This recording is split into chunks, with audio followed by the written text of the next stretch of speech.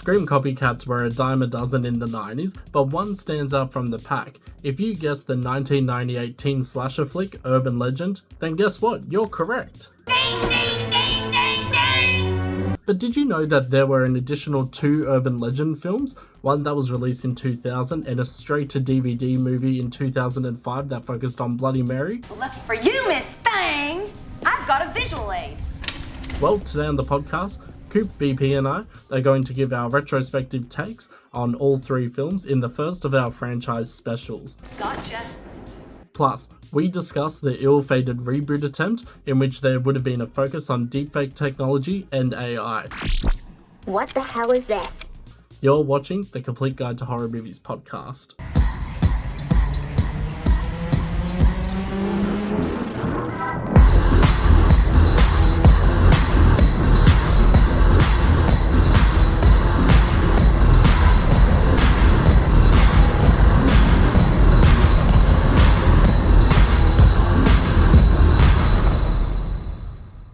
Welcome back, friends and conspiracy theorist superfans, to the Complete Guide to Horror Movies podcast. Today, we're talking about a slasher franchise that has remained dormant since 2005, a series of teen-focused films that are all around urban legends. Woo! Who's heard this before? Now, urban legends are a genre of folklore concerning stories about an unusual, scary, or humorous event that many people believe to be true, but largely aren't real. These legends can be entertaining, but often concern mysterious peril or troubling events. Things like disappearances, strange objects, entities, UFOs, and urban legends may confirm moral standards, reflect prejudices, or be a way to make sense of societal anxieties, which is very complicated. Spit it out, Felicia. Now, joining me today are my co-host Coop and BP. Now, before we get into the films, I want to ask, have either of you heard of the concept of urban legends before? And if so, do you have a favourite? BP, we'll start with you. Not really. I mean, apart from just like the Bloody Mary thing, which we've sort of seen in quite a few horror movies, and when we were younger, I never did it when I was younger, but I remember hearing about it. But like, I know of urban legends, but I've never actually sort of got into it and sort of known what sort of urban legends are out there. But definitely Bloody Mary is, I think, what everyone generally knows. Oh yeah, not only is it a great drink, but it's also a very terrifying fucking ghost. Now, Coop, what about yourself? Have you heard of urban legends before? Yeah, I'm in the same boat as BP. Like, I never really had any sort of variations in, I mean, we're from the same small town, but like, I've never really heard anything specific to Nambucca or anything like that. Obviously heard of Bloody Mary.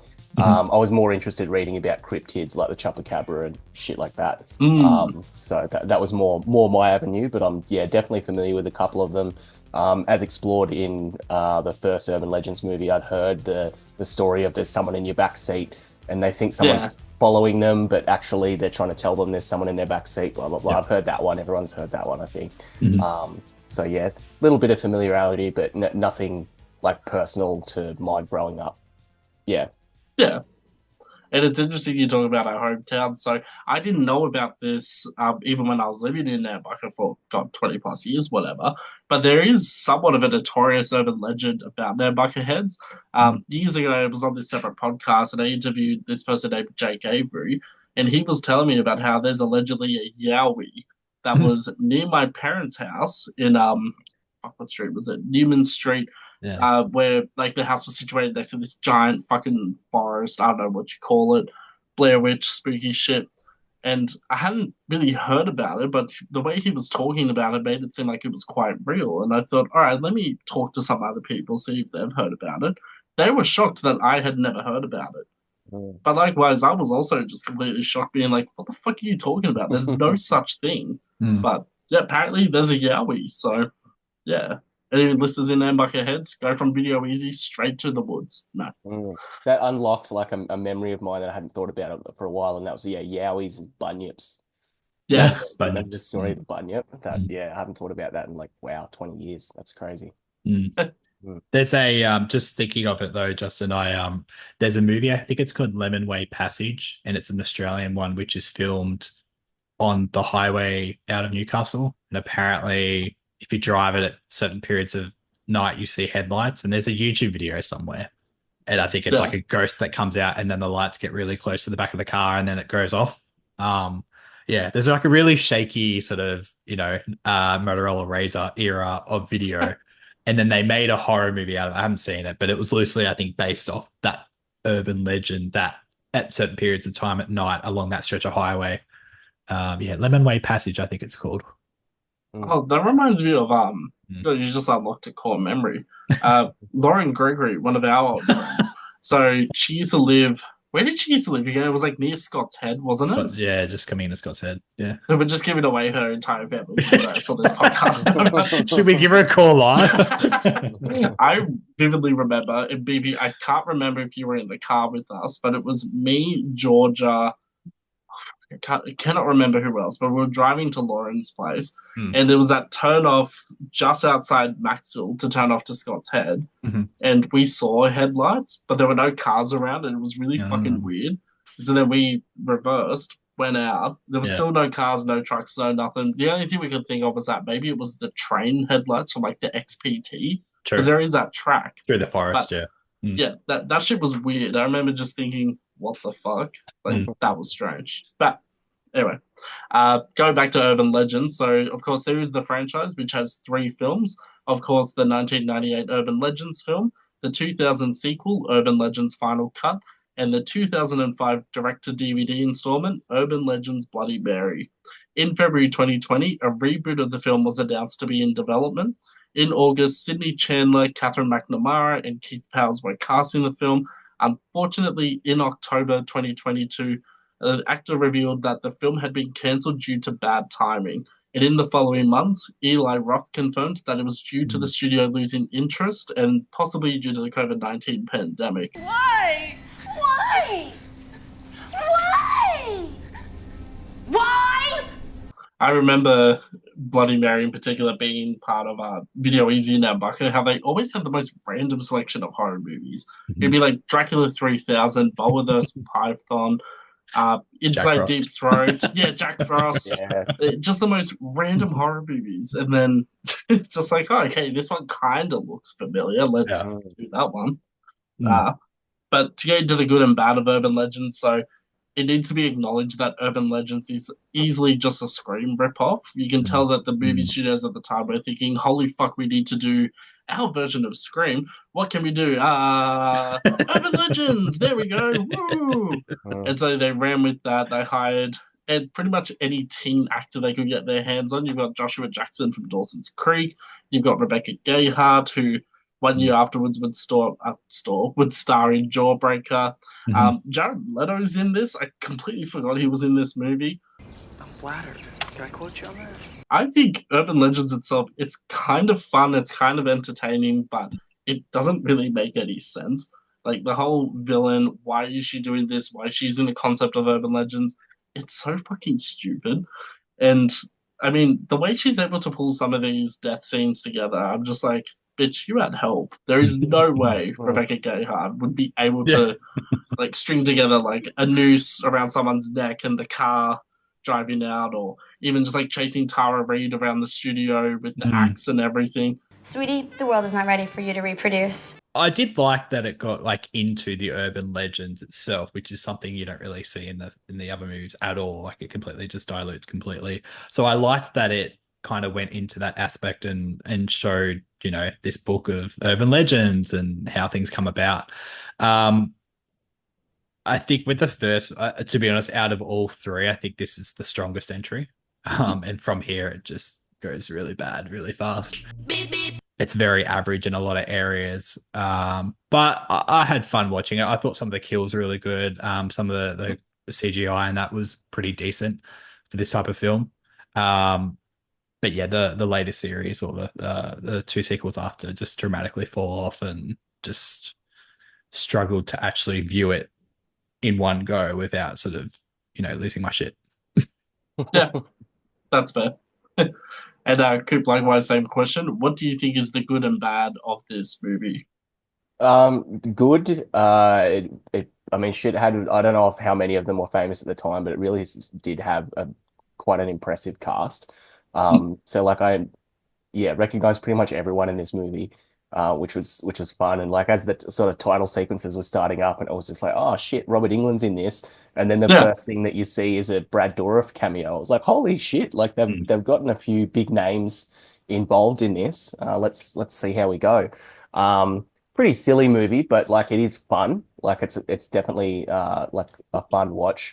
For the bad, so yeah, some of the acting's pretty terrible. I mean, I don't know if it's come up on the podcast before, but I've got a like major distaste for Jared Leto. I can't stand him as an actor. I Oh. think he's So terrible.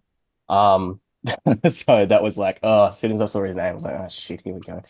Um, and for bad, and I've been quoting it ever since, and my partner's getting sick of it. But Tosh is on the Goth for Goth like chat room or whatever, yeah. and she's talking to like the killer, and she's like, "Oh, what are you into?" And they're like, "Oh, lithium," and I fucking pissed myself at that. And I turned to my partner, and because like I'm asthmatic, I'm like, "Oh, I'm heaps into Ventolin, bro." Like it's just such a stupid little. It just makes no sense. And then every time we've been watching something with like a goth character, I'm like, oh, I bet they're into lithium. Yeah. Um, yeah, so stupid. So some of the characters, the writing of the characters don't make sense, and it's just like a just surface level like stereotype of like the depressed Mm. goth, and like the dumb jocks in Omega Beta Zeta or whatever they call it in this. I can never keep track with all of those. That's too Uh, many. oh yeah, all the uni shit in America is like so cult like. It's hilarious. Yeah. Um, but yeah, I thought that yeah, like the big reveal at the end was kind of like, as you mentioned, like how did she pull all of that off? Like I feel like that was kind of written in as just for a swerve, Yeah. and then it Yeah. just didn't Yeah. really mesh with the rest of the movie. I do like, as BP mentioned, that they did explore a few of the urban legends, and like a Mhm. few of the kills were all different references to different urban legends, something that is completely missing from the rest of the movies, which is funny Mm. given the title is urban legend. But overall, like I had a fun time. It's a silly 90s Scream ripoff, I just tried to enjoy the ride, basically. Yeah. Yeah. And I mean, for me, this falls into the same category of 90s teen slashers where it's like, I know what you did last summer, Scream, Yep. The Faculty, Disturbing Behavior. Mm. Like, this is just part of that group. So I'll always have a soft spot for it. But Mm. definitely rewatching it, it's just like, oh boy, Mhm. what the fuck is this? Mhm. Now, to talk about the villain, Brenda, Mhm. I absolutely love Brenda. It is such a stupid villain. But I think Rebecca Gayheart does her absolute best. I mean, when you were saying about how you've been quoting something and your partner was getting sick of it, I thought you were going to say ding, ding, ding, ding, ding when she's going on Oh her God. mad rampage at Yeah. the end, revealing herself as the killer. It is so over the top. It is Yeah. Oh, so fucking stupid, and I love it. yeah. But I Yeah. can't fault it. I'm just Oh like, yeah. you know what? Yeah, she was great. Yeah. But admittedly, I suspected her halfway through the movie as people were dying more and more, and it's like, hold on, something's not right. Payback's a bitch, isn't it, Natalie? Brenda, please, you need to get help. I have already tried therapy. Brenda, like you said, the ding ding ding, that whole like last 10, 15 minutes, I actually did find hilarious. And I actually thought it kind of returned to form. Well, it kind of just bumped it from below average to average Yeah, from yeah, there. But yeah, I think she's a good actor, and I think she was a good villain for this movie. But I didn't really suspect anything at the start. Mainly probably just because of the pacing issues and me trying to concentrate on a pretty average movie. But yeah. yeah. Fair enough. And I must say, I am kind of enjoying all this. Playing with your pretty little head. Throughout the whole movie, there's so many different suspects, and like that coat comes up a couple of times. I'm pretty sure when they break into Robert Englund's little office doohickey. I'm pretty sure it was in there. When the main character's running away and gets picked up by the janitor, there's also the jumper there. So I didn't even think about it. I'd also only seen her in Jawbreaker, which is Yeah, yeah, a fantastic movie for anyone who hasn't love seen it. it. Classic. So I just didn't expect her at all. It just never crossed my mind. I was just like sort of back and forth between like, is it actually the teacher? Maybe it's the principal. Did the principal sort of fake his death? How would he actually fake his death? And just like, yeah, so never at any point did I think it was her. Um, and yeah, as BP mentioned, like the last like 10, 15 minutes when she's in like full psycho mode, like it's pretty silly. It's Yeah. like the overactings could rival Jim Carrey. Like it Yeah, was yeah. it was just like 0 to 100, which I thought was a little bit over the top, but like it was still fun. So Mhm. yeah. But as Yeah. as a villain, I just didn't really see it coming, but I felt like it was just thrown in there as a swerve and just didn't really make sense with the rest of the movie. So It's beautiful. It's so fucking clean, isn't it? For me, the most important part of any movie is, of course, the opening scene and also the ending scene. So with Urban Legends, I personally thought that the opening scene was a great setup. Coop, you mentioned at the start of this episode that everyone knows that story about the person who's driving and someone's trying to warn them, but the person thinks that person's out to get them, but there's actually the danger in the back seat. Most people are familiar with that concept. The ending for this movie, ugh, I don't care for it. I just thought it was kind of lame, tacked on at the end, where it was just like, "Ooh, here's one last scare, but is it really urban legend?" Ooh. Not at all. Okay, listen up, guys. Because this is how the story really goes. Like I said, I had never seen it before, so I didn't know, and I didn't realize till like afterwards that there was someone in the car. Like my dumbass was not probably focusing, obviously.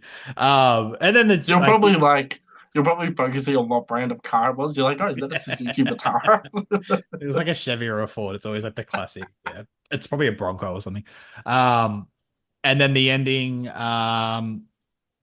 Yeah, just like a generic ending. Like I said, it's sort of like the acting of Brenda, I think, like saved it up to that point. But it was a pretty like naff ending. I'm like, nothing really Yeah. interesting with that. So I couldn't really care less, but it is what it is for that sort of movie in that year it was made, I guess. I'm listening. I think it's a bit different now, but just the fact that Americans don't pump their own gas or have that basic life skill, it's just so funny to me that they don't do that. I love just the really bad, karaoke singing along in the car. It was just dreadful. And it actually reminded me as well, something I didn't mention before was Joshua Jackson's character, Damon. At some point during the movie, he starts up the car and then briefly the radio comes on and the theme for Dawson's Creek plays. Yeah. I thought that was quite clever. I got a good kick out of that.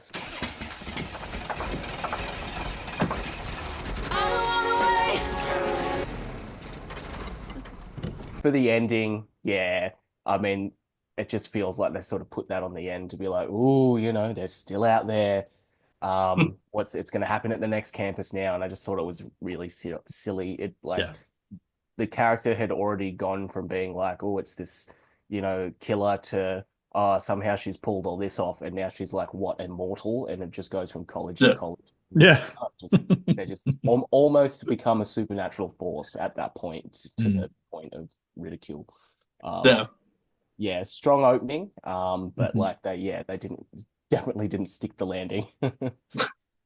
Maybe Rebecca Gayheart becomes Bloody Mary. I wish they would have done that concept, because then it would have tied the first and the third one together. Mm. But Yeah, yeah, yeah. can't have everything we want, apparently. No, no.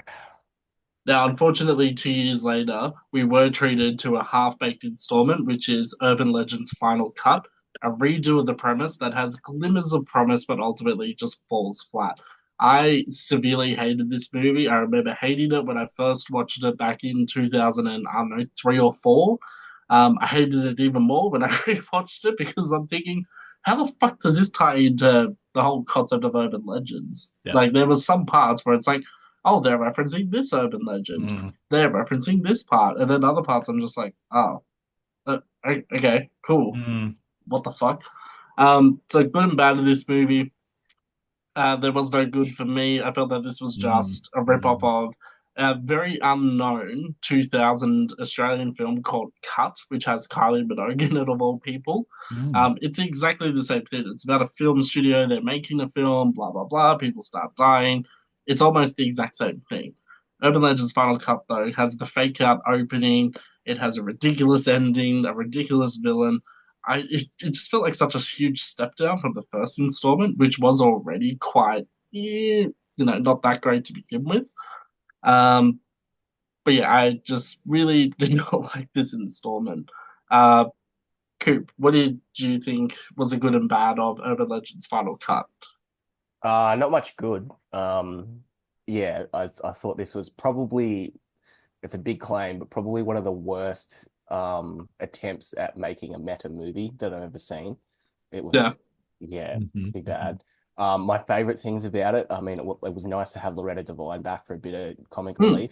I fucking love Jessica Caulfield. She's Yeah, yeah, so fucking good, and just like all the scenes of her being like a dreadful actress was just heaps of fun. Yeah.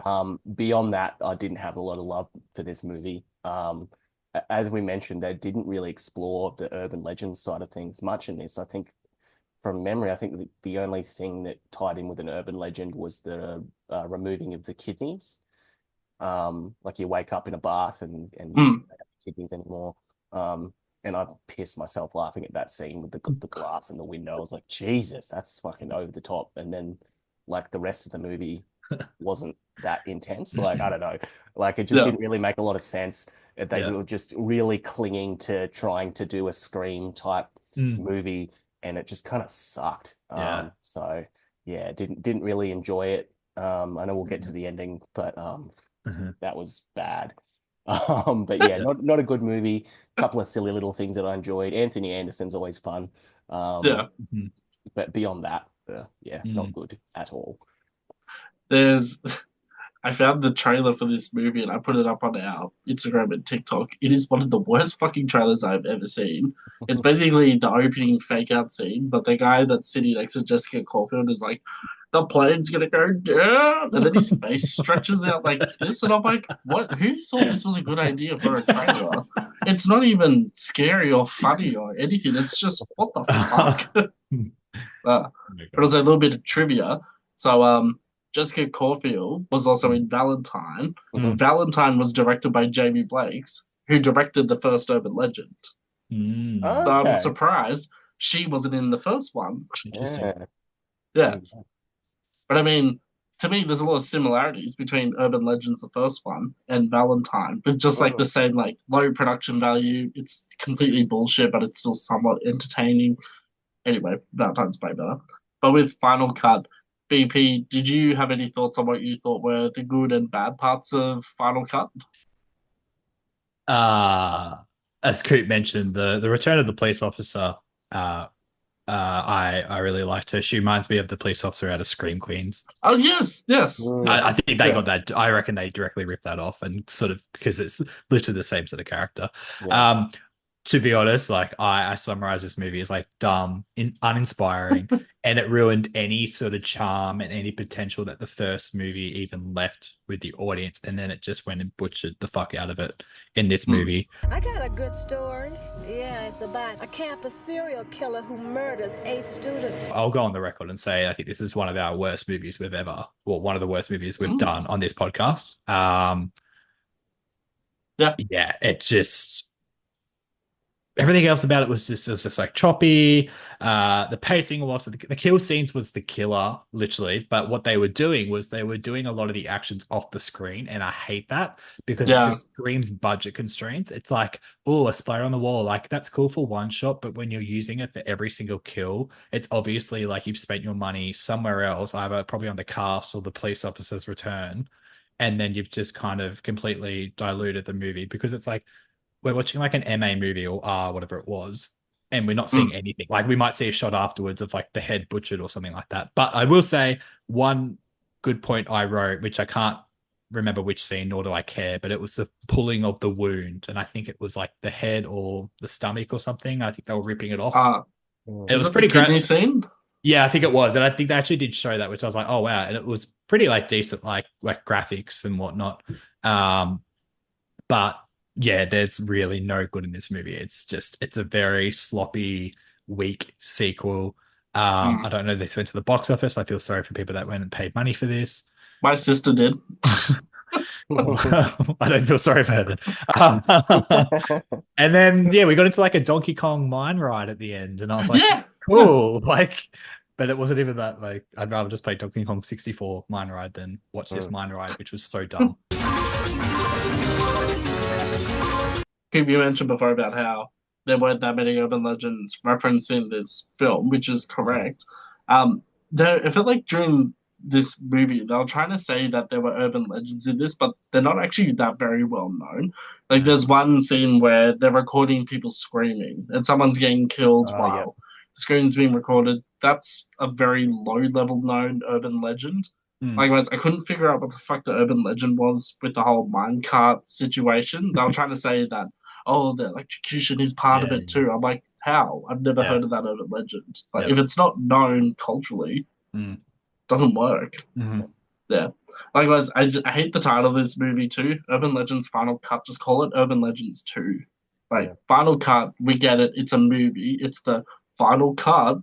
But at the same time, this feels so half-baked that it should have been Urban Legends Draft Sequence 1.2a or Urban Legends Final. We mean it this time, Final Cut. Like, it's so bad. I didn't like the teacher as the villain. I thought it was stupid. I thought it was too obvious as well. Because, like, who else would give a shit about murdering all these film students? It's hard for me to talk about this movie. Coop, what did you think about the teacher? Did you think he was a good villain? No. Yeah.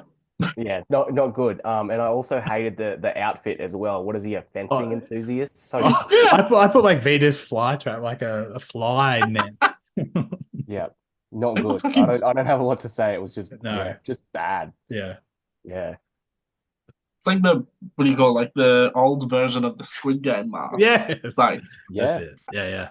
It looks so stupid. BB, do you have any thoughts on the teacher as the villain?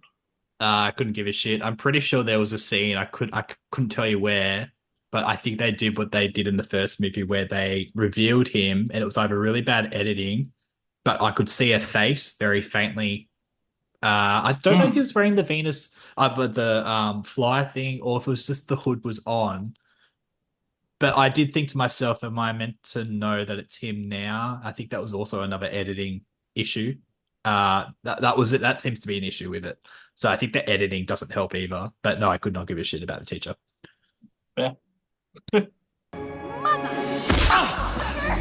fucking son of a bitch! So, does this opening set this movie up well? For some, yes. Personally, I fucking hated it. And I know it's controversial because it's got Jessica Caulfield, and I love her in every role she does. But just the setup of this opening scene, so bad. I couldn't tell if they were trying to parody urban legends or if they were trying to do something else with it, but it just felt really out of left field and not in a good way. Likewise, for the ending, the cameo with Rebecca Gayheart as Brenda I don't think it worked. It was such a different tone compared to the rest of the movie. The only tone it matched was the beginning of the movie. So you have the beginning and the end, which match how stupid and outrageous it is. And then the rest of the movie is so boring. What the fuck? I don't understand it. Coop, what did you think about the opening and the ending? The opening, Mayday. It was shit. Yeah, I hated the whole, we're actually in a movie and it's like, self-referential meta crap, bad attempt. So didn't enjoy that, didn't get me excited to see what was going to happen at all. The ending was terrible. Like I've already mentioned, like the teacher as the villain was stupid. Didn't tie into any urban legends. And the bit at the end where he's in the mental asylum or wherever, and Rebecca Gayheart has the cameo at the end was just so, like, if you're gonna self-reference your own series, have it be good, have it make sense. Don't just throw it in there for kicks. And it was just bad. Didn't enjoy it. So different to the first one, I thought it had a strong start, but not a good ending. I thought both ends of the stick was shit on this one.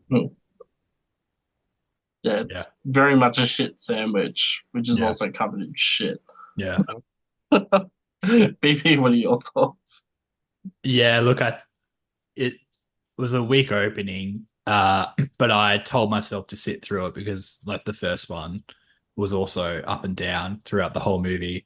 But I just didn't really think the ending was like a good payoff. But I'm pretty sure I made the sound of when she rocked up as the uh what is she? The nurse? Like the nurse. Yeah, Brenda Bayes. I was like, that's cool. And then it kind of just abruptly finished and it was like heavy metal music. And I'm like, of course. Yeah. Every like 2000s are gonna like it. It's always Exactly, like yeah. it can't be something subtle. It's like, yeah. Dun, dun, dun, dun, dun, yeah. I It's think it's like- to mask out people like saying shit afterwards straight away in the cinema. It's like that was shit. Yeah. So, Yeah. couldn't care for the opening.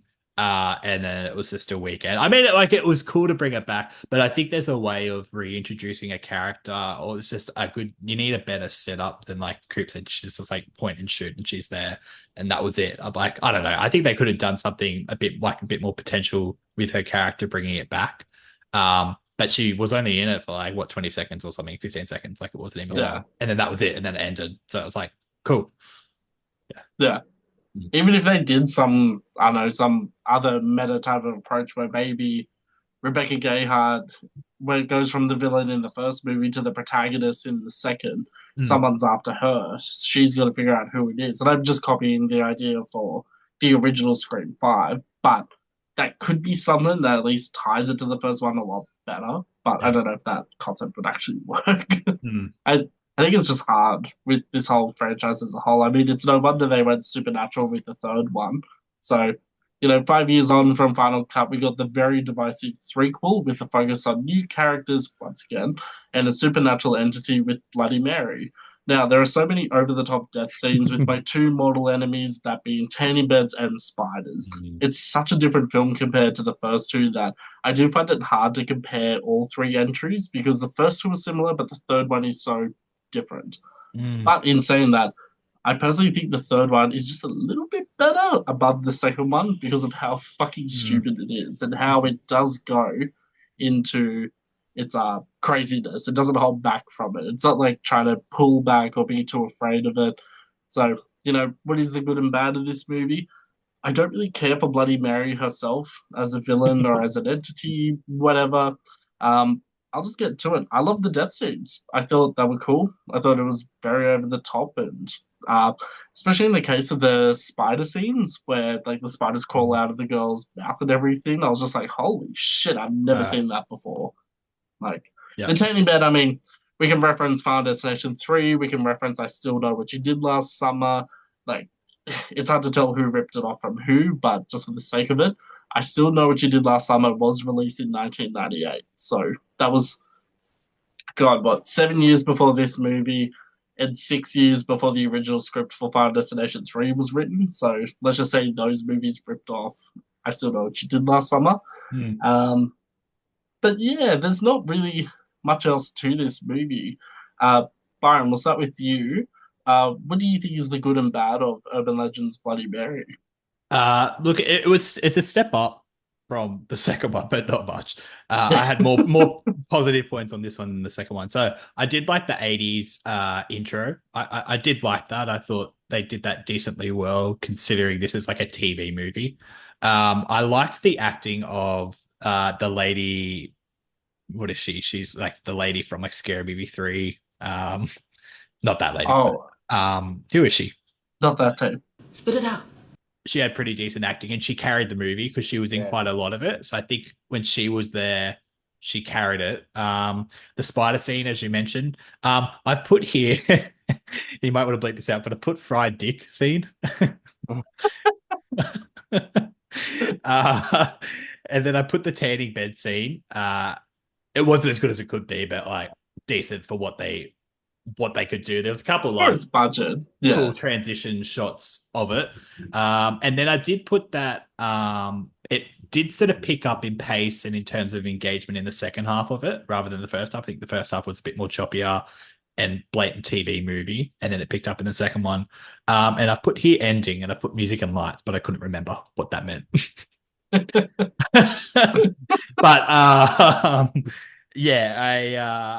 I think that the issue, which I probably should mention all three, which I haven't said, is that none of them were scary. even in like a dark setting and me having like a soundbar up all the way, the issue with this sort of movie I found as well is you just have that stupid like trumpet and all these like musical instruments come at once when someone's about to attack, and it just kind of like obviously the special effects aren't there, or yeah, it just wasn't a scary movie. And I say it again, it's just not dark enough. Like that scene there in the first one is, Yeah. like, yeah, the hood's completely dark, but everything else is so light. So yeah, I think it's a step up considering it's a TV movie and it didn't go to box office. But it just didn't really move the game forward in any way. And I don't think it kind of warranted a sequel, but we'll talk about that later. Yeah. Warrants a sequel, I should say. Yeah. Yeah. Coop, what are your thoughts? What do you think are the good and bad of this movie? I've definitely seen worse TV movies before. It's not the worst by any means comparing to the rest of the series. And as we mentioned, Final Cut was already pretty bad. It's kind of like impressive that this is even worse. The acting for a TV movie wasn't too bad. Kate Mara did okay. And just a little tidbit on that, for when Anna Kendrick became famous, for years I used to get those two mixed up, and I was just like, oh, it's just like the new Kate Mara. I don't know. Anyway, I hate the supernatural element. I feel like that takes away from what this could have been. This could have just been called Bloody Mary and have nothing to do with urban legends. Even though it is an urban legend, but none of the kills or anything like that. I don't think they ever at any point stand in front of the mirror to say Bloody Mary or whatever. Just doesn't. There's no urban legends in this other than the fact that the victim's name back in the 60s was Mary. Acting was bad. I just wasn't really interested. Like, it just didn't really grab me. Like, I didn't care. Like, the characters weren't particularly likable. The story wasn't very gripping. And as BP mentioned, Pam was cool. She was a really cool character. Wanted her to not die, but other than that, everybody else I just didn't really care. So I'm not surprised that it ended here. Yeah, because would have kind of put to bed any further interest in this franchise. And it's even kind of surprising they did anything after the terrible movie that was Final Cut. But this definitely put it to bed, I'll say. Yep. Yeah, that's fair. And it's interesting that they did tack on urban legends to this, because there are a few urban legends referenced in this movie, but again, same like Final Cut, they're not very well-known urban legends. The only one that would probably be the most popular out of all of them is the one about the guy that urinates on the electric train track and, fries his dick off or whatever. That is an urban legend, but it's not as popular as like the killer in the back seat or the babysitter in the house or insert 1,000 other urban legends here. Likewise, when I was researching this movie, turns out there is an urban legend about a tanning bed, but what that urban legend concerns is around a bride-to-be who goes through a tanning salon like every day for 2 weeks or something, faints at the altar when she's about to get married, because it turns out she cooked her insides by using the tanning bed too much. I don't know how the fuck that would ever work, but that's where that urban legend stems from. Yeah. The spiders in the face is from a urban legend involving spider eggs or something to do with like chewing gum, where spiders were in the chewing gum. It was more of a American scare thing back in like the 80s or 90s. There's so many of them, like putting razor blades down a water slide or whatever, for instance. Like, I'm surprised I haven't done that. Also, the one referencing the guy thinks his dog is under the bed licking his fingers, but it's actually a human. I've seen a movie. In that case, it was Bloody Mary.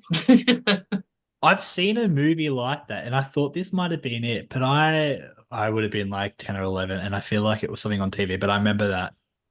Yeah. I don't know, it was from something else, but yeah, sorry. Like, it's creepy, but like those are the only ones that are mentioned. Yeah. There is another one which was the guy that's at the hotel. He almost has the vending machine fall on him. That's a reference to another urban legend, but you would have to be like a I don't know, like a hardcore urban legends enthusiast to be like, hey, that's it. Yeah, Like, yeah. it's not something that would be obvious to the general public or even to like an average horror movie Yep. enjoyer. So it missed the mark completely on that. You kids know that nothing ever dies, don't you? Likewise, so found out some interesting tidbits about tanning bed scenes and all that. For some reason, I was on the Final Destination subreddit, stumbled across the original script for Final Destination 3, and I was like, oh, I wonder what they changed. Like, how is it different from the movie that got released? Tanning bed scene is almost the exact same thing, word for word, Yep. except instead of Ashley and Ashlyn being best friends, they were sisters. They were referenced as the Halperin sisters. But that script was written in late 2004.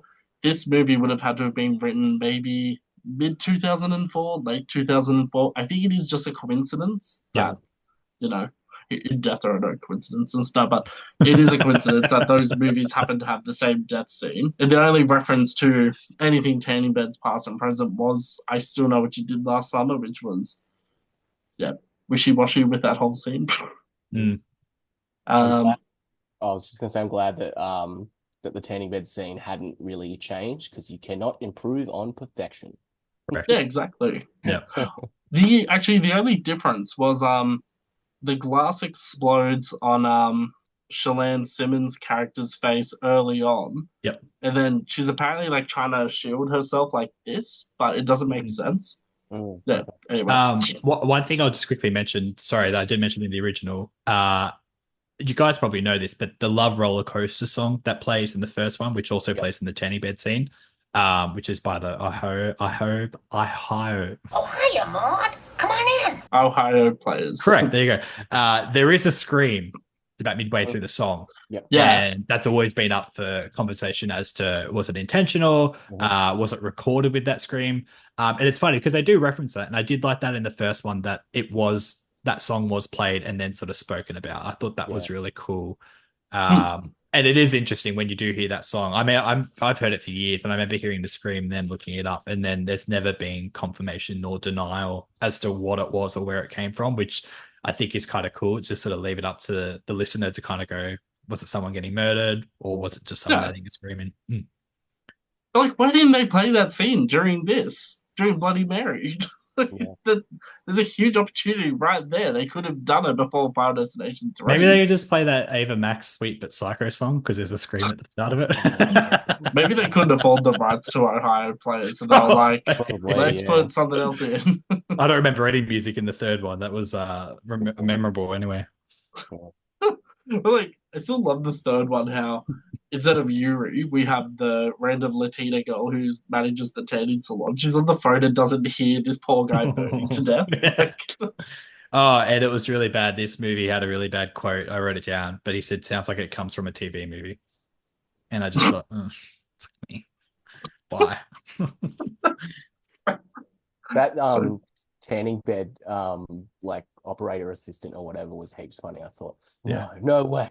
Shut up. No way. Yeah. And they were doing like jump shots as well of her on the phone. Yeah. No way. Shut up. My thoughts on the ending, I don't care. I really didn't care for the ending. Yeah. BB Coop, did you have any thoughts on the ending? Not really. I knew pretty much immediately that the stepdad politician guy was going to be the guy that killed Mary. It was just so obvious. He's like this clean cut, figure of the community. It's obviously going to be him. Like, I don't know. Like maybe that trope hadn't been done to death at this point, but like, I was like, that's clearly the killer. That's clearly the guy that killed Mary, at least. Yeah. So yeah. And then the big reveal in the graveyard when they're trying to bury Mary's body. I don't know. It just didn't. I mean, it didn't hit the mark like the other, like the first one did by any means. That the big reveal was kind of lax. I don't know. Yeah. There's something wrong in our little town, and it has a name. Yeah, lastly, so as mentioned earlier in the episode, there was a proposed reboot that would have involved deepfake technology, AI, and social media. So personally, I actually would have loved to have seen a take on this, especially with an updated story. but I do think it would have been easily compared to something like Unfriended, which was released like a decade ago now at this stage, which already took that gossiping, shaming approach with social media. And we've seen lackluster AI use with the piece of shit 2024 movie that was Afraid or for AI, stupid ass movie. I hated it.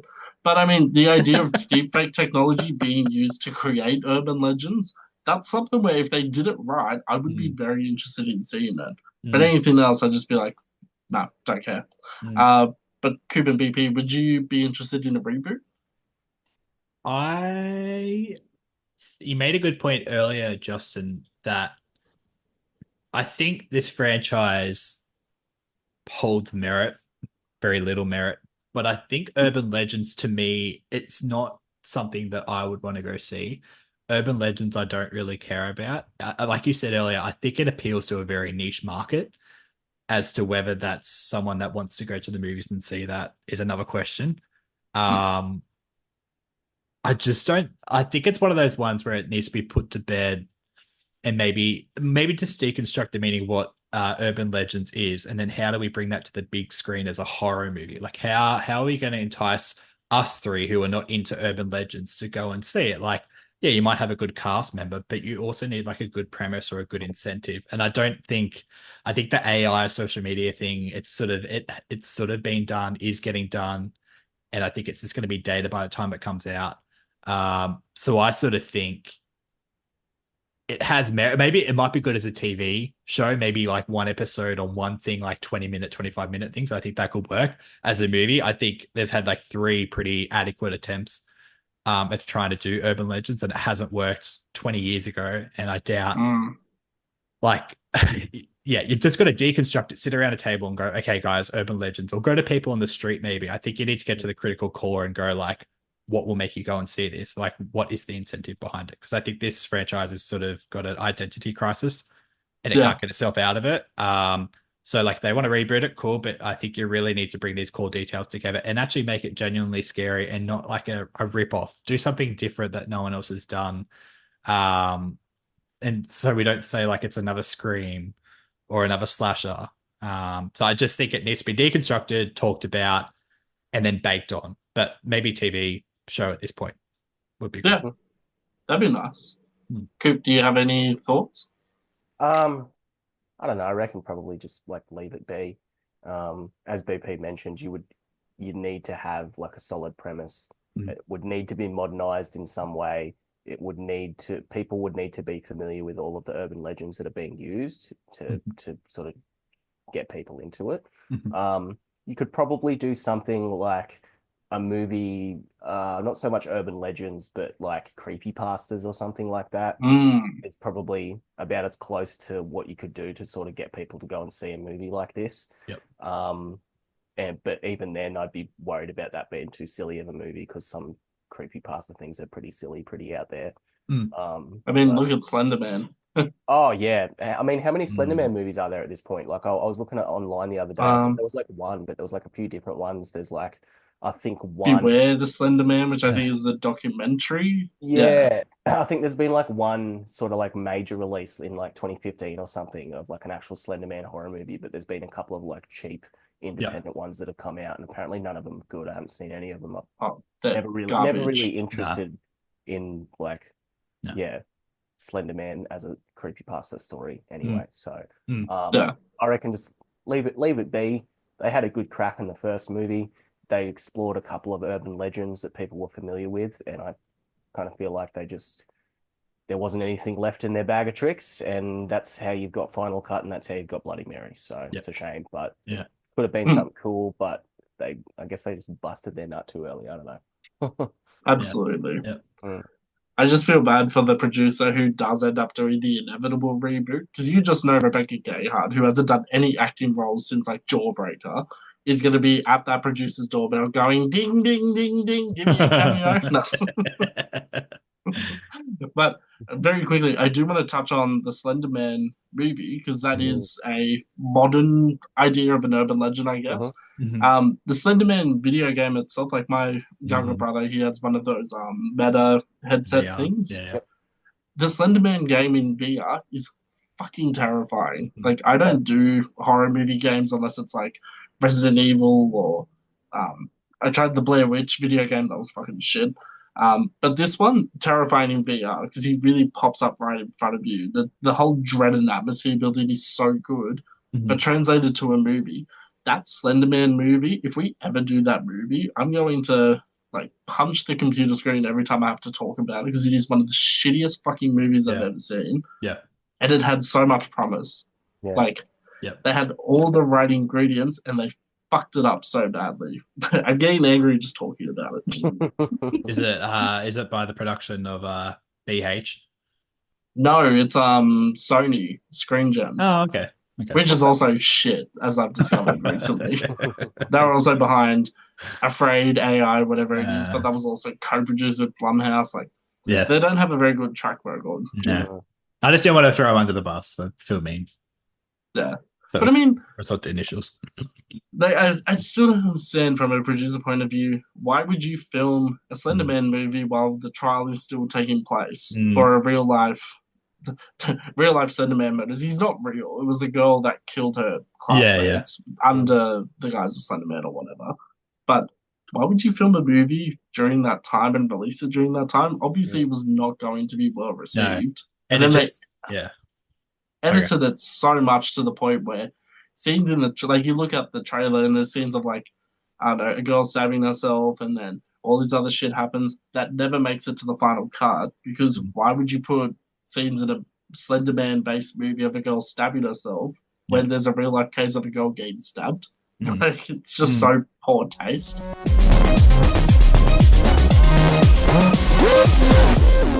Okay, it's time to announce the winner of the Substance Reversible Blu-ray 4K Ultra HD. That's this one right here. And thank you for entering through our social posts. Make sure you follow us on TikTok and Instagram at Complete Guide to Horror. We do giveaways every episode. And so the winner of this Substance Reversible 4K Blu-ray Ultra HD is Joshy World. Congratulations, we will DM you. Keep an eye out on our socials for our next giveaway. Anyways, back to the episode. Anyway, I think that's enough about urban legends for today. So, BP and Coop, thank you so much for joining me again. Thanks for having us. Mayday. Anytime. Ding, ding, ding. Now, listeners, in our next franchise episode, we discuss the Run Turn franchise with a focus on the first 3 installments and the reboot. But we also talk about the other entries. So, if you die out, what the fuck? What was that word earlier you said? Yeah. Seldom. So if you seldom the other 3? Yeah. I've been stuck in fucking council talk all month. Anyway. So if you're a diehard fan, don't worry, we talk about them no matter how abysmal. Check us out on TikTok, Instagram, and Letterboxd. Tip us $5 if you like this franchise episode, and if you hated it, What kind of